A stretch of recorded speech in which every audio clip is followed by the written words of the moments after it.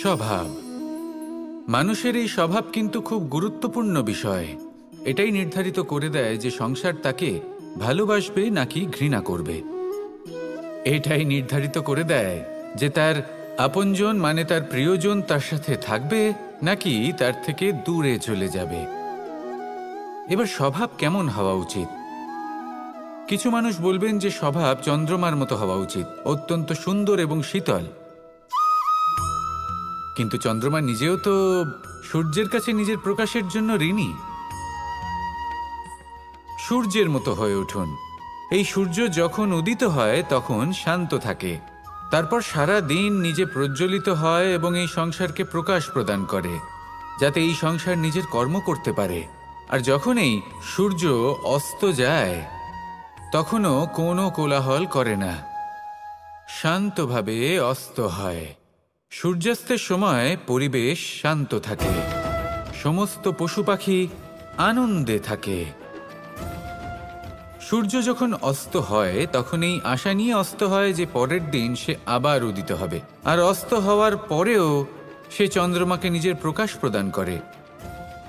যদি আপনিও নিজের উত্থানের সময় অহংকার না করেন এবং নিজের পতনের সময় দুঃখী না হন, আর জীবনে অন্ধকার ঘনিয়ে আসার পরও আপনি অন্যদের সাহায্য করেন, তাহলে সূর্যের মতো আপনি আবার উদিত হবেন, এই সংসারকে প্রকাশ প্রদান করতে পারবেন, সাফল্য লাভ করতে পারবেন।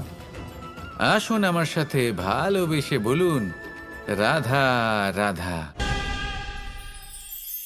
প্রত্যেক মানুষ নিজেদের জীবনে সুখ এবং শান্তি কামনা করেন।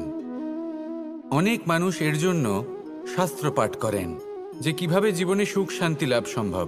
আর তিনটি প্রধান শাস্ত্র যা আমাদের জীবনে আমাদের আশেপাশে বিদ্যমান তা হল ইতিহাস, বিজ্ঞান এবং ধর্ম। ইতিহাস থেকে আমরা জানতে পারি যে অতীতে কিভাবে আমরা সুখ ও শান্তি লাভ করেছিলাম। বিজ্ঞান দ্বারা আমরা এটা বুঝতে পারি যে কিভাবে ভবিষ্যতে সুখ এবং শান্তি আমরা লাভ করতে পারি। আর ধর্ম আমাদের এই শিক্ষা দেয় যে আজকের এই বর্তমানে কিভাবে সুখী থাকা যায়, কিভাবে শান্তি লাভ করা সম্ভব। আর সেটাই হলো সবথেকে বেশি প্রয়োজন। অনেক সংখ্যক মানুষ অতীতে আটকে রয়েছেন, সেখানে অনেক মানুষ ভবিষ্যতের চিন্তায় দিন কাটাচ্ছেন। আজ এই বর্তমানে খুব কম সংখ্যক মানুষ প্রসন্ন থাকতে পারেন, সেটাই শিখুন।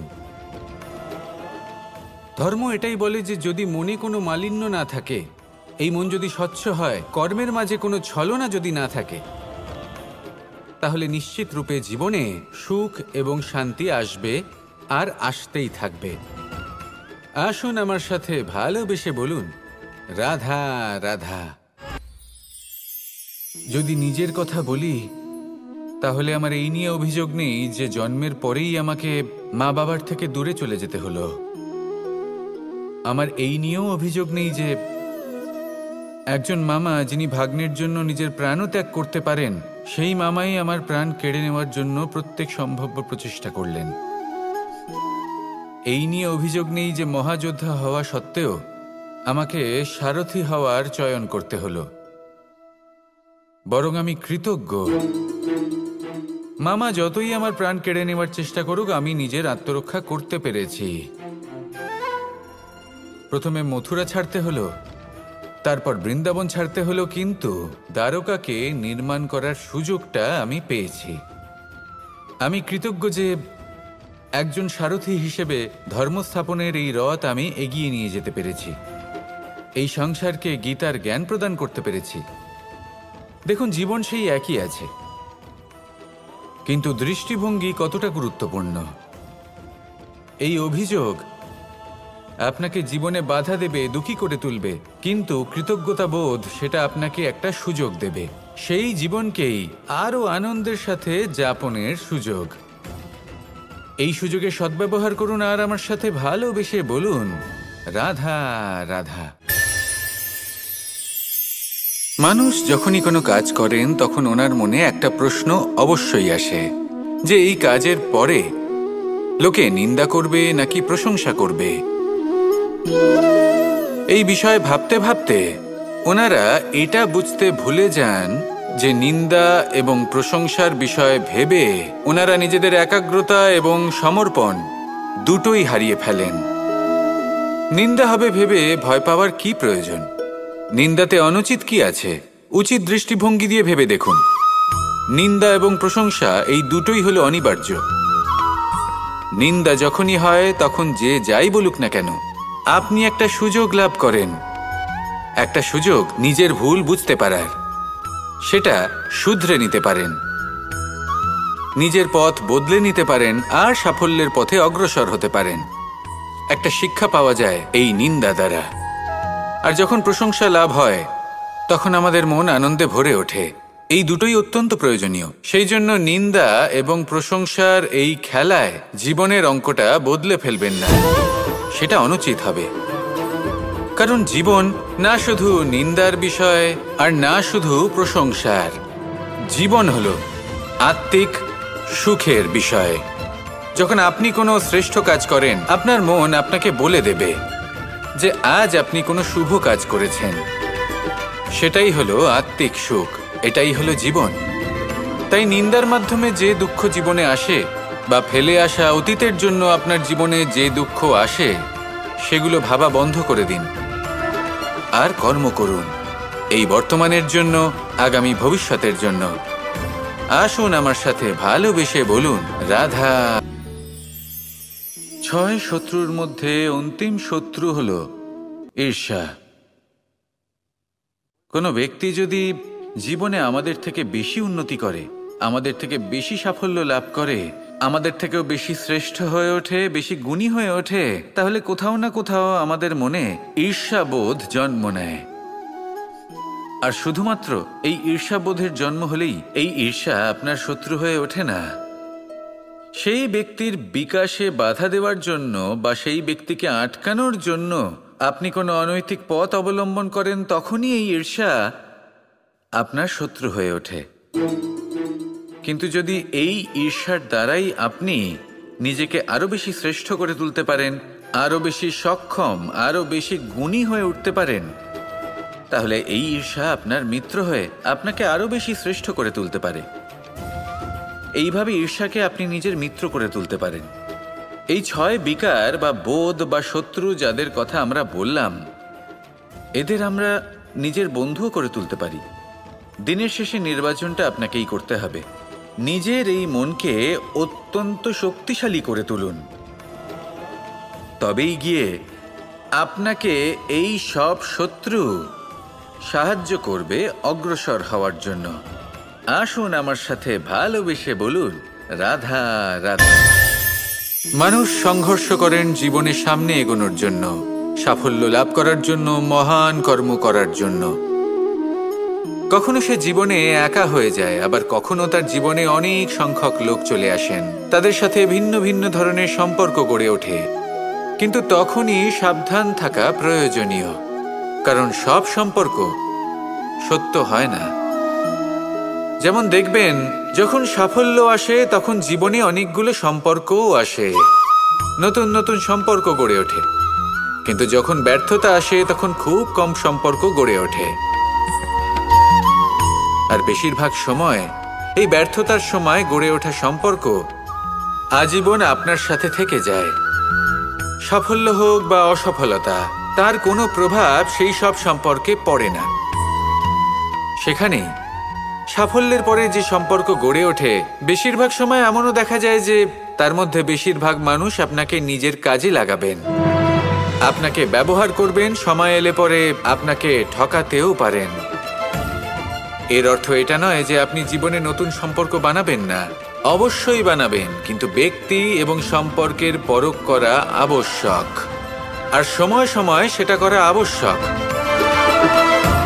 যে কটি সম্পর্ক আপনার জীবনে আছে, যারা আপনার সাথে জড়িয়ে সারা জীবন, যারা আপনার সাথেই থাকবেন, তাদের যত্ন নিন আর তাদের সাথেই অগ্রসর হন। আর আমার সাথে ভালোবেসে বলুন, মানুষের জীবনে যখনই কোনো বিপদ আসে, মানুষ নিজের আশেপাশে দেখে, অন্য কাউকে খোঁজে, ভাবে কেউ এসে তাকে সাহায্য করবে। সে আশা করে যে কোনো ব্যক্তি এসে তার হাত ধরবে আর সেই বিপদ থেকে তাকে মুক্তি দেবে। কিন্তু প্রকৃতি আমাদের এই শিক্ষা দেয় না। কখনো কোনো পাখিকে দেখবেন, একটা পাখি যখনই কোনো ঝড় আসে কি করে? একটা ঝড় এসে তার বাসা ভেঙে দিয়ে যায়, তার বাসা নষ্ট করে দিয়ে যায়। সেই পাখি কিন্তু অপেক্ষা করে না যে কে তাকে এসে সাহায্য করবে। সে কখনো আশা করে না যে কেউ এসে তাকে আশ্রয় দেবে। সে নিজেই কর্ম করে, একটা একটা করে খড়কুটো সে আবার জড়ো করে আর নিজের বাসা পুনর্নির্মাণ করে। প্রকৃতি আমাদের এটাই শেখায় যে আমরা নিজেরাই প্রত্যেকটা সমস্যার সম্মুখীন হতে পারি। কারণ ঝড় অর্থাৎ সংকট আমাদের সবার জীবনেই আসবে, তার সম্মুখীন হতে হবে আমাদের, আর সেটাও নিজেদের শক্তি দ্বারাই।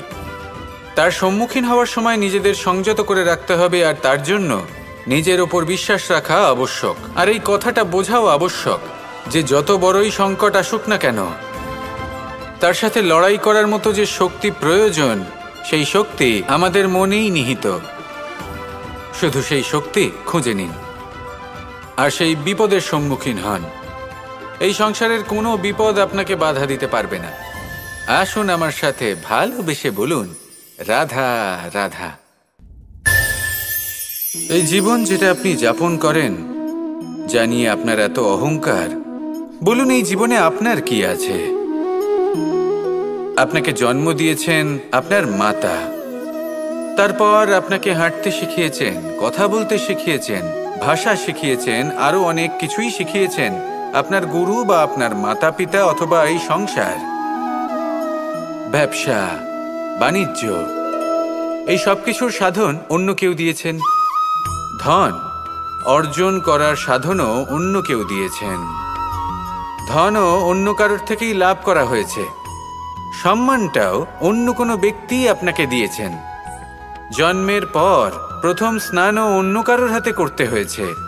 মৃত্যুর পরেও অন্তিম স্নানটাও অন্য কেউ করাবে। তাহলে এই সংসারে আপনার নিজের কি আছে? জীবন। শুধু এটাই আছে যেটা আপনার নিজের। আর এই জীবনকে উচিতভাবে যাপন করুন, পূর্ণরূপে তার সদ্ব্যবহার করুন, আর শ্রেষ্ঠ থেকে শ্রেষ্ঠ কর্ম করুন। যদি সময় এলে পরে অন্য কেউ আপনাকে কিছু দেয় আপনার যেটার প্রয়োজন ছিল, তাহলে সময় এলে আপনাকেও অন্যদের সব কিছুই দেওয়া উচিত। এই জীবনে যা কিছুই লাভ করেছেন তা উচিতভাবে ভালোবেসে উপভোগ করতে শিখুন, সবার মধ্যে ভাগ করে দিতে শিখুন। মনে রাখবেন, এই সংসারে এমন কিছুই নেই যা আপনার আর চিরকাল আপনার কাছেই থাকবে। আসুন আর আমার সাথে ভালোবেসে বলুন, রাধা রাধা। আজ আপনাকে আমি একটা কাহিনী শোনাবো। রাধার সখী ললিতা একদিন প্রসাধন করছিল। ও দর্পণে নিজেকে দেখল, আর তখন ওর প্রসাধন ওর ভালো লাগলো না। ও বারংবার নিজের প্রসাধন বদলাতে থাকলো আর দর্পণের দিকে তাকালো। কখনো ফুল বদলালো, কখনো বস্ত্র বদলালো, কখনো আভূষণ বদলালো, কিন্তু কিছুতেই নিজের প্রসাধন ওর ভালো লাগলো না। ওর মনে হতে লাগলো যেন ওর রূপ ওকে ত্যাগ করেছে। ও এই কথা রাধাকে বলল। রাধা ওই দর্পণের দিকে তাকালো, একটা বস্ত্র নিল আর সেই দর্পণকে স্বচ্ছ করে তুলল। তারপর ললিতা ওই দর্পণের দিকে তাকালো আর ও নিজের উদ্ভাসিত রূপ দেখতে পেল, নিজের সৌন্দর্য দেখতে পেল। তাৎপর্য মালিন্য দর্পণে ছিল, তার রূপে নয়। ঠিক সেইভাবেই এই দর্পণের মতোই হলো আমাদের মন। যদি এতে মালিন্য থাকে তাহলে এই সংসারের সবকিছুই মলিন বলে মনে হবে। আপনি যদি এই সংসারের সৌন্দর্য দেখতে চান, এই সংসারের শুভ কি সেটা জানতে চান, তাহলে নিজের মনকে স্বচ্ছ করে তুলুন। আসুন আমার সাথে ভালোবেসে বলুন, রাধা রাধা। যখনই আমরা সূর্য আর চন্দ্রমার কথা বলি, তখনই আমরা চন্দ্রমাকে কিছু কম বলে মনে করি, সূর্যকে বেশি গুরুত্ব দিই। কারণ সূর্যই আমাদের প্রকাশ দিয়ে থাকে, সারাদিন আমাদের প্রকাশ প্রদান করে। তার সামনে চন্দ্রমার এই তেজ কিছুটা ম্লান মনে হয়। বা দেখতে গেলে চন্দ্রমা স্বয়ং সূর্যের আলোয় আলোকিত হয় আর সেটা আমাদের কাছে পৌঁছে দেয়। কিন্তু এবার এর অর্থ তো এটা নয় যে চন্দ্রমা বিশেষ নয় বা তার কোনোই গুরুত্ব নেই। ঘন অন্ধকারে রাতের বেলায় যখন আমরা কিছুই দেখতে পাই না, তখন আমাদের কাছে এই প্রকাশ কে পৌঁছে দেয়? চন্দ্রমা। যখন চাঁদ পূর্ণিমার রাত আসে, তখন ব্যক্তি তার প্রেমিককে বা স্ত্রী তার স্বামীর মুখটা সেই চাঁদের মধ্যেই দেখতে পায়। একটা ছোট্ট বালক, ছোট্ট একটা শিশুর যখন রাতে ঘুম আসে না, সে ব্যাকুল হয়ে পড়ে, আমরা তাকে আকাশের এই চাঁদকে দেখাই, তাকে সন্তুষ্ট করে ঘুম পাড়িয়ে দিই। এই চন্দ্রমা কখনো অর্ধচন্দ্রমা হয়ে, কখনো লুপ্ত হয়ে গিয়ে, কখনো আবার জাগ্রত হয়ে ওঠে, এই সংসারকে প্রকাশ প্রদান করে। সে অসংখ্য প্রাণীর পথ প্রদর্শন করে। অর্থাৎ চন্দ্রমা হওয়া কোনো অংশে কম কিছু নয়। যদি আপনিও জীবনে নিজের তেজ সংসারের কাছে পৌঁছে নাও দিতে পারেন, তাতে কিছুই যায় আসে না। যদি কারোর তেজ নিয়ে তেজস্বী হয়ে তার দ্বারা অন্য কারোর জীবনে আশার আলো ফুটিয়ে তুলতে পারেন, তাতেও কিন্তু আপনার জীবন সার্থক। আসুন আমার সাথে ভালোবেসে বলুন, রাধা রাধা। প্রতিষ্ঠা এবং চরিত্র মানুষের জীবনের দুটি গুরুত্বপূর্ণ অংশ। যখন মানুষ ধন অর্জন করে, ঐশ্বর্য লাভ করে, জীবনযাপনের সামগ্রী ক্রয় করতে পারে, তখন সে প্রতিষ্ঠিত হয়। আর এই চরিত্র, সেটা হলো মানুষের শ্রেষ্ঠ স্বভাব আর তার সৎকর্ম, এইসবের ফল। মানুষ এই প্রতিষ্ঠাকেই নিজের জীবনের অস্তিত্ব বলে মনে করে ফেলেন, আর সেটা অর্জন করার জন্য সবকিছু করতে প্রস্তুত হয়ে যান, এমনকি নিজের চরিত্রকেও বাজি রাখতে প্রস্তুত হয়ে যান। কারণ মানুষ একটা কথা জানেন না, যে যদি প্রতিষ্ঠা নাশ হয়ে যায়, তাহলে তার দ্বারা কিন্তু জীবন নাশ হয় না। আবার পরিশ্রম করে, নিরন্তর প্রয়াস করে প্রতিষ্ঠা আবার অর্জন করা সম্ভব। কিন্তু একবার যদি আপনার চরিত্র নাশ হয়ে যায়, তাহলে আপনার জীবন পূর্ণরূপে নষ্ট হয়ে যাবে, এই কথাটা নিশ্চিত। আর আবার এই চরিত্র নির্মাণ করা সম্ভব নয়।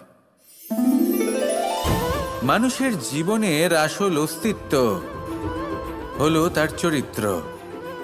যদি কোনো ব্যক্তির চরিত্র অত্যন্ত শ্রেষ্ঠ মানের হয়, তাহলে সে এই সংসারের সব কিছু লাভ করতে পারবে যেগুলো তার প্রয়োজন। হতে পারে সে যাবতীয় ভৌতিক সামগ্রী সেই মাত্রায় হয়তো সে নাও পেতে পারে যতটা আমরা কামনা করছি, কিন্তু তার জীবন এবং তার অন্তর্মন সুখ এবং আনন্দ দ্বারা পরিপূর্ণ হয়ে থাকবে, এই কথাটা নিশ্চিত। সেই জায়গায় এমন অনেক ব্যক্তি যারা প্রতিষ্ঠিত, তারাও কিন্তু অন্তর্মন এবং জীবনের এই সুখ লাভ করতে পারেন না। এবার আপনি কি অর্জন করতে চান, সেটা আপনাকে বুঝতে হবে। আসুন আমার সাথে ভালোবেসে বলুন, রাধা রাধা। মন এবং মস্তিষ্ক, এই দুই হলো মানুষের জীবনের দুটি গুরুত্বপূর্ণ অংশ। এবার আপনি বলবেন, এই দুইয়ের মধ্যে পার্থক্য কি? দুটোই তো সমান। না, যেটা আমি আপনাকে বোঝাতে চেষ্টা করছি সেটা ভালো করে বুঝুন। প্রথম, মন। এই মন অত্যন্ত চঞ্চল হয়। এর নিজের কোনো বিবেক থাকে না, সিদ্ধান্ত নেওয়ার কোনো ক্ষমতাই থাকে না। এই মন শুধু বয়ে চলে। আর দ্বিতীয় হলো মস্তিষ্ক, সেই অংশ যেখানে বুদ্ধির সঞ্চার হয়ে থাকে। এটা হলো জ্ঞান দ্বারা পরিপূর্ণ এবং অত্যন্ত প্রবলও হয়। বেশিরভাগ সময় জীবনের সঠিক সিদ্ধান্ত নেওয়ার ক্ষেত্রে এই মস্তিষ্কই আমাদের সাহায্য করে। সেখানেই মন মাঝে মাঝে আমাদের উচিত সিদ্ধান্ত নেওয়ার ক্ষেত্রে বাধা দেয়, কখনো সঠিক পথ থেকে সরিয়ে দেয়, কারণ চঞ্চল প্রবৃত্তি হওয়ার কারণে এটা অস্থির হয়ে থাকে। কখনো কখনো নেয়া সিদ্ধান্ত বদলাতেও এই মন আমাদের বাধ্য করে। সেই জন্য আপনি যদি জীবনের পথে অগ্রসর হতে চান, তাহলে মস্তিষ্কের সিদ্ধান্তে আস্থা রাখুন, পূর্ণরূপে নিজের সঙ্গী করে তুলুন। হতে পারে তখন আপনার এই মন বিদ্রোহ করে বসল, কিন্তু দৃঢ় নিষ্ঠার সাথে মস্তিষ্কের সিদ্ধান্তে আস্থা রাখুন। আস্তে আস্তে এই মন, যাকে আপনার শত্রু বলে মনে হচ্ছিল, আস্তে আস্তে সেটাও আপনার বন্ধু হয়ে উঠবে আর আপনাকে সাহায্য করবে। আসুন আমার সাথে ভালোবেসে বলুন, রাধা। আপনি কখনো কখনো নিশ্চয়ই কোনো ব্যক্তিকে এটা বলতে শুনেছেন, বা আপনি নিজে বলেছেন বা ভেবে দেখেছেন যে আমি আমার নিজের জীবনে যেটা করতে চেয়েছিলাম সেটা করতে পারলাম না, যে লক্ষ্য অর্জন করতে চেয়েছিলাম সেটা অত্যন্ত কঠিন ছিল, আমি এগোতে পারলাম না, আদি ইত্যাদি। আমরা সবাই কখনো না কখনো ভাবি যে লক্ষ্য আমরা নির্ধারণ করেছি সেটা আমাদের পক্ষে অত্যন্ত কঠিন, প্রায় অসম্ভব। আমাকে বলুন, যে প্রত্যেকটা বস্তু বা সাফল্য যা কিছু আপনি কামনা করেছেন কোনোটাই কি সরল ছিল? নির্বাচনের সময় সেটা সরল ছিল না, সেই জন্যই আপনি সেই লক্ষ্যটা নির্বাচন করেছেন। কারণ সংসারের যে কোনো বস্তু বা কোনো সাফল্য যদি খুব সহজে পাওয়া যায় বা কম চেষ্টা করেই লাভ করা যায়, সেটা আমাদের ততটা সন্তুষ্ট করে না। সেই জন্য আমরা জেনে বুঝেই কঠিন লক্ষ্য নির্বাচন করি, কারণ সেই লক্ষ্য আমাদের প্রতিস্পর্ধা এবং সংঘর্ষের সম্মুখীন করে, যার সম্মুখীন হয় অগ্রসর হওয়ার পরে আমরা আরও বেশি শ্রেষ্ঠ হয়ে উঠি। সেই জন্য কিছু অসম্ভব কিনা সেই বিষয় চিন্তা করবেন না, শুধু অগ্রসর হতে থাকুন, নিজের কর্ম করুন, সেই লক্ষ্যকে প্রাপ্ত করুন, আর আমার সাথে ভালোবেসে বলুন, রাধা রাধা।